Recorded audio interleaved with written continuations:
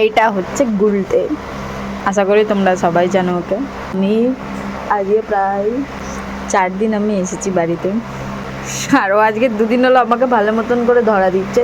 2 দিন নয়, 3 দিন আমি এসেছি, কারণ আমার দাঁতের জন্যে, আমার দাঁতটা অসম্ভব ফুলে গেছে, দাঁতটা তুলতে হবে, সেই জন্য এসেছি। যে ওর এখানে লেজটাও নড়ছে, যেহেতু ওকে আমি ধরেছি, আর ওর এখন খাওয়ার টাইম পুরো চেঞ্জ।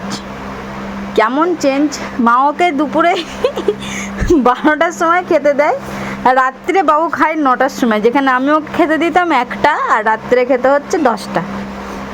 আরও ওনার অনেক ব্যাপার স্যাপার চেঞ্জ হয়েছে। উনি আগে চড়ুম বেটে লোক ছিলেন, উনি এই সত্যি কথা বলছি, এখন আর উনি চড়েন না।